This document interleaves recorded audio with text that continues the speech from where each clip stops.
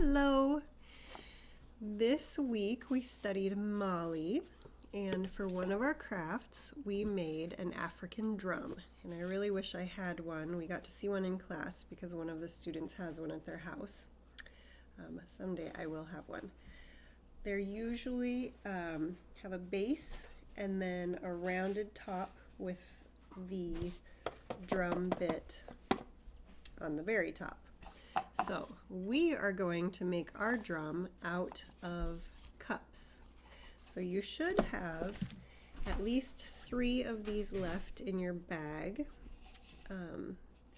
And you can do, so this one is the one I ended up doing with class while we were doing class. Before that I had another one on the bottom also that I had taped, because that is also, sometimes there's a bigger base and still the top bit. So you can do 2 or 3. For this one I'm just going to do the 2.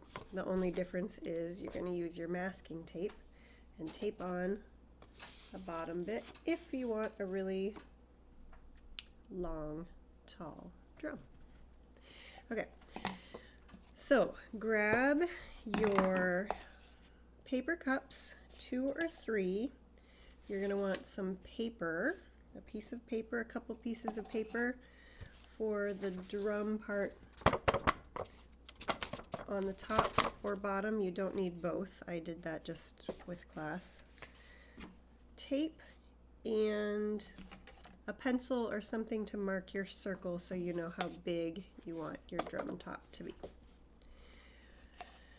So another thing is I was going to cut out the bottom of 2 of these cups for everybody, and apparently I didn't do that.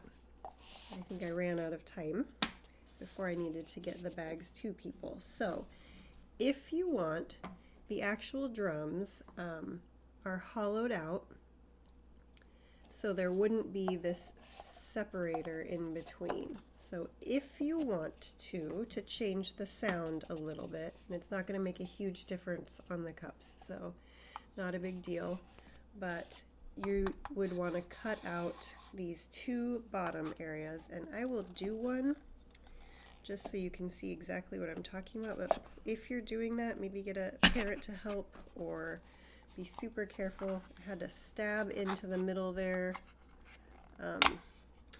Don't really, that's why I was going to cut them out myself. I don't really want kids doing that on their own. So I am cutting out the inside of the bottom of this, which is tricky and does not need to be perfect.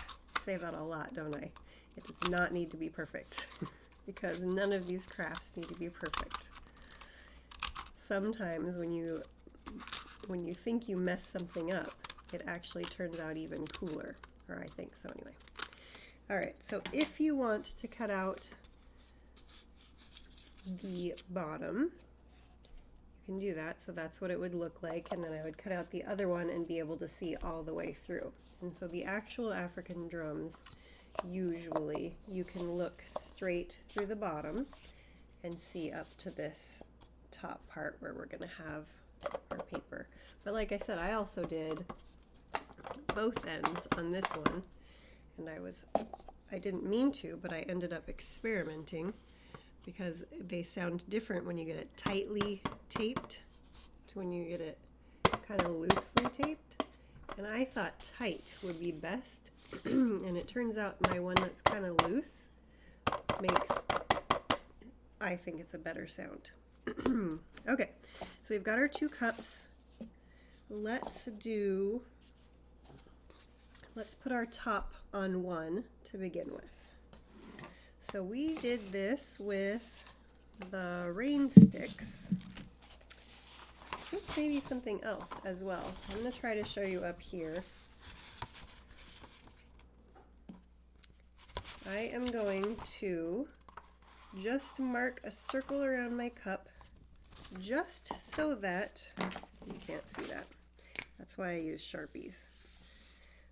So if that's my circle around my cup, I'm going to want to cut out farther around, right? So that I'll have some room to tape it down to my cup. And then I'm going to cut out this outer circle. And then I'm going to put it onto the top and cut the sides. Nope, tape the sides down. So I'll quickly cut this out. I'm going to do kind of a messy job because I'm trying to show you, and you probably don't want to sit here and watch me cut a piece of paper. Okay. So see, I cut around, there's my circle that's going to be about the size of the top of my cup. And by the top, I mean the larger end. You can do a couple things. So I'm going to set that on there, and now I have room to either smash this down and tape that paper to the top, or like we did on the rain sticks, you can also cut into right almost to your middle circle there, and that just gives you flaps to push down and tape down.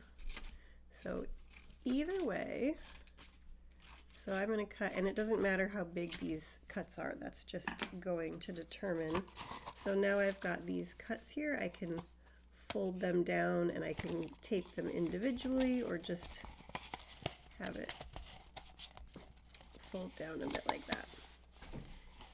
So either way, you're going to have your paper on top and you're taping it down. Now I'm going to use a masking tape, not the Scotch tape. Scotch tape doesn't stick as well to these cups because they have that waxy outside. So you can do lots of little pieces for your tape, or try to do it in one big tape, whatever works for you. And you might need somebody else's hands to help with this as well. It is quite tricky, and even trickier to do it up in the air instead of on the table. But there you go, you can see I got that started, and I'm going to want to go all the way around. So I've got part of it open, but part of it taped down. And I'm going to go all the way around until I have it taped.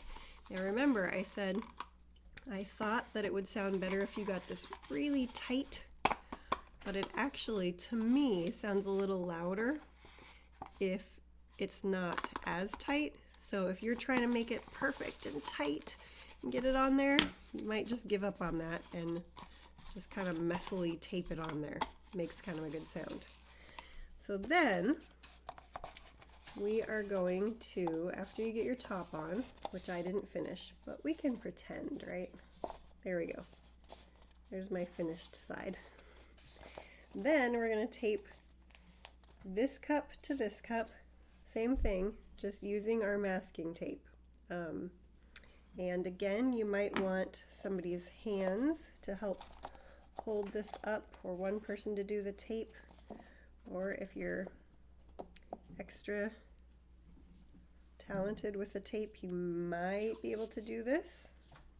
It's a little tricky. All right, I got my first piece on there, so you just need the one piece to hold it, and then you can get the rest. But you're going to wrap your tape all the way around there. And then if you want, so now you should have a top. You can also do a bottom, or you can leave it empty. If you want to put something in there to make extra noise, with like we did with our maracas, you could put some beans or rice. A normal African drum wouldn't have that, but just for fun. So then you have your drum. So the last part would be to decorate. The African drums tend to be just made of wood and gourds. They're brown, not usually a lot of color, maybe some strings that have some color, maybe a few beads, but we can decorate them however we want because that's fun. So I put paints in your new bag. If you want to do some paints, you could do that. I have the markers from your old craft bag. If you remember when we did the maracas, if you put that on there and kind of rub it in, it'll make a light color that'll stay, but it won't stay on just how you color it, just because of that same thing, that kind of waxy paper we've got. Sharpies will work though. So if you want to decorate with Sharpies, that'll stay better. So that is it. That's our African drums. So let me know if you do that. Let me know how it turns out. All right, I'll see you in class. Bye.